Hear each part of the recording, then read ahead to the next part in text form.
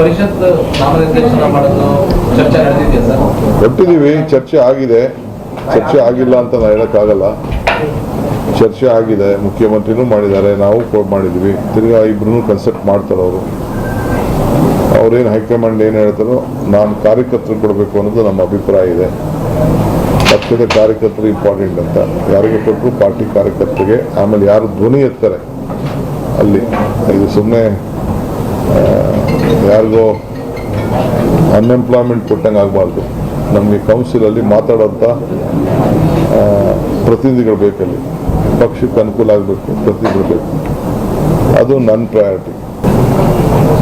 ರಾಜ್ಯದಲ್ಲಿ ಸಾಕಷ್ಟು ಚರ್ಚೆ ಆಗ್ತಾ ಇದೆ. ಒಂದ್ ಕಡೆ ಡಿ.ಕೆ. ಶಿವಕುಮಾರ್ ಅವರು, ಮತ್ತೊಂದು ಕಡೆ ಸಿಎಂ ಸಿದ್ದರಾಮಯ್ಯ ಅವರು ಹೈಕಮಾಂಡ್ ಅನ್ನ ಭೇಟಿ ಆಗ್ತಾ ಇದ್ದಾರೆ. ಒಂದಷ್ಟು ಬದಲಾವಣೆಗಳಾಗ್ತದೆ ಅನ್ನುವಂತಹ ಚರ್ಚೆಗಳು ಕೂಡ ಆಗ್ತಾ ಇದ್ದಾರೆ ಸರ್.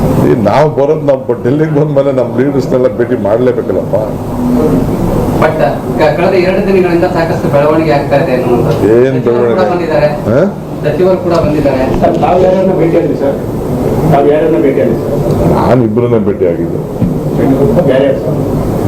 ವೇಣುಗೋಪಾಲ್, ಸುರ್ಜಿವಾಲ, ನಮ್ಮ ಸೆಂಟ್ರಲ್ ಮಿನಿಸ್ಟರ್. ಖರ್ಗೆ ಸಾಹೇಬ್ ಇಲ್ಲೇ ಭೇಟಿ ಮಾಡ್ತಾರೆ. ಪ್ರತ್ಯೇಕ ನಾವು ಡೆಲ್ಲಿ ಮೊನ್ನೆ ಬೆಂಗಳೂರಿಂದ ಮೊನ್ನೆ ಬಂದಿದ್ದಾರೆ ಅವರು. ಸರ್, ಈಗ ಕೆಪಿಸಿಸಿ ಅಧ್ಯಕ್ಷ ಬದಲಾವಣೆಯ ಬಗ್ಗೆ ಪಕ್ಷದ ಆಂತರಿಕವಾಗಿಯೂ ಕೂಡ ಅದರಲ್ಲಿ ಚರ್ಚೆ ಮಾಡಿದ್ದಾರೆ. ಮತ್ತೆ ಬಹಿರಂಗವಾಗಿ ಕೆಲವು ನಾಯಕರು ಚರ್ಚೆನ ಮಾಡಿದ್ರು. ಇದ್ರ ಬಗ್ಗೆ ಏನಾದ್ರು ಹೈಕಮಾಂಡ್ ಏನಾದ್ರು ಚರ್ಚೆ ಇದೆಯಾ ಅಥವಾ ನಿಮ್ಮ ನಿಲುವು ಏನಿದೆ ಸರ್? ನನ್ನ ನಿಲುವು ಪಾರ್ಟಿ ಏನು ಹೇಳ್ತದೆ ಅದನ್ನ ನಾವು ಕೇಳ್ಕೊಂಡು ಹೋಗೋದಷ್ಟೇ. 5 ವರ್ಷ ಮಾಡಿದ್ದೀವಿ. ಪಕ್ಷಕ್ಕೆ ಏನೆಲ್ಲ ಒಳ್ಳೇದಾಗಬೇಕು ಅದು ಭಾಳ ಇಂಪಾರ್ಟೆಂಟ್.